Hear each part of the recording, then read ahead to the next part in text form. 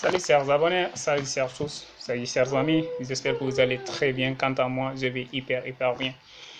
Euh, la fois passée, cette vidéo, je vous l'avais promis et aujourd'hui, je compte la faire.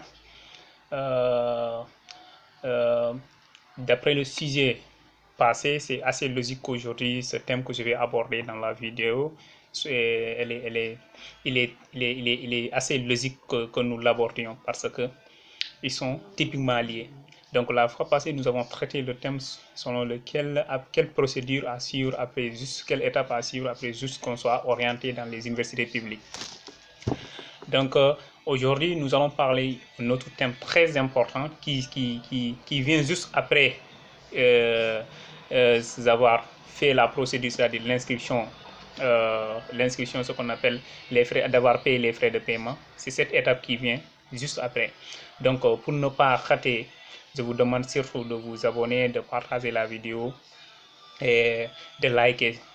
Alors, le thème aujourd'hui, c'est l'inscription pédagogique.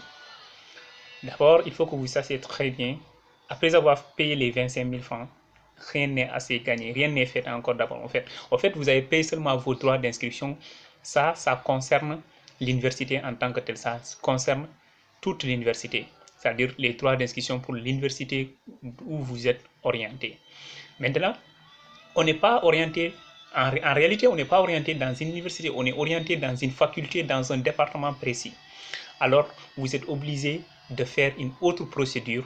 Bien vrai que là-bas, ce n'est pas privé, mais c'est une procédure administrative que vous devez faire qu'on appelle l'inscription pédagogique. C'est-à-dire que vous allez vous inscrire dans votre département, dans votre faculté en général et dans votre département particulièrement.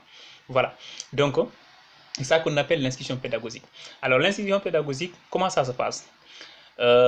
D'abord, elle se passe au niveau de l'université, au niveau de votre faculté. Ça, il faut que vous le sachiez. Ça ne se passe pas là où vous êtes, ou bien ça ne se passe pas à l'université généralement, mais ça se passe dans votre faculté, dans votre département bien précis. Alors, quels sont les documents que vous devez fournir là-bas? Donc, pour vous inscrire, pour que vous puissiez faire l'inscription pédagogique, vous avez besoin de quelques documents, tels que le quitus de paiement. Donc, gardez-le bien. Lorsque vous allez payer les 25 000, ils vont vous donner un quitus. Si c'est par Orange Money, bon, c'est pas, on ne vous donnera pas un quitus. C'est-à-dire si vous avez payé avec votre téléphone, là, il n'y a pas de problème. Mais si vous avez payé par banque, EcoBank, Poste ou une autre banque, on vous donnera un quitus que vous allez garder parce que le quitus fera partie des dossiers à fournir. Vous avez besoin aussi d'un extrait de naissance. Un extrait de naissance, bien évidemment, vous ne pouvez pas aller dans une faculté sans qu'on sait où vous venez. Donc, vous avez besoin d'un extrait de naissance. Vous avez aussi besoin de ce qu'on appelle un formulaire. Ce formulaire, d'ailleurs, pour un petit nota bene, ce formulaire, on ne l'achète pas. Il y a certains étudiants, les nouveaux bacheliers, quand ils arrivent à l'université, il y a certains anciens étudiants qui ne sont pas sérieux, on les vend ça à une somme 5 000, 6 000, 7 000, c'est faux. Ça coûte à 100 francs. Et d'ailleurs, parfois, si toi, en tant qu'étudiant, tu as un nouveau bachelier, tu as ta localité a une amicale au sein de l'université, on vous offre cela. Alors, et cette formulaire, pourquoi vous avez besoin de ce formulaire? Elle fait partie des dossiers, mais avant qu'il soit complet, vous avez besoin de quelques signatures sur le formulaire. Le formulaire là, c'est à remplir. Le moment venu, je vais faire une autre vidéo comment remplir ce formulaire. Ce formulaire là, c'est à remplir. Une fois rempli, vous devez faire ce qu'on appelle une visite médicale. Cette visite médicale se passe où? Ça se passe au niveau de l'université. Il y a beaucoup de lieux en réalité. Tu peux le faire, vous pouvez aussi le faire à l'hôpital, mais là-bas c'est privé. Mais à l'université c'est gratuit. Donc, c'est-à-dire vous pouvez aller au niveau de Médicos. Il y a,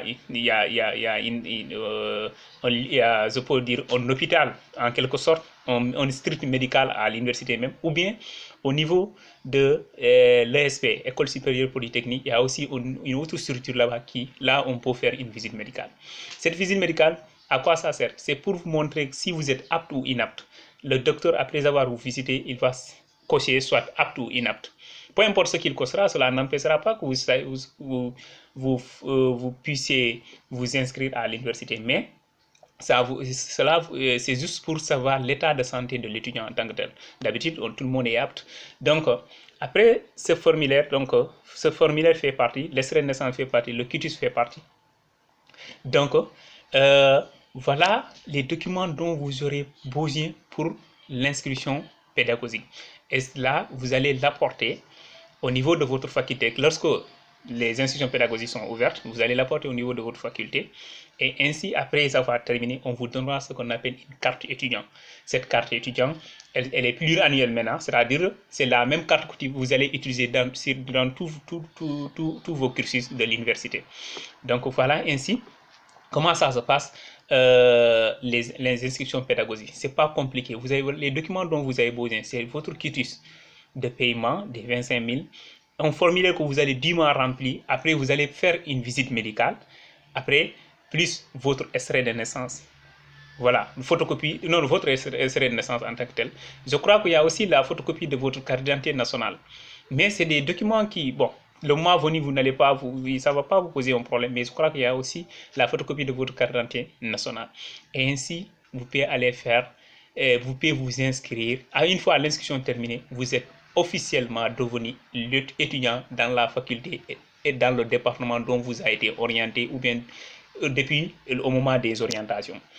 Chers amis, chers camarades, voilà tout ce que je peux dire sur l'inscription pédagogique.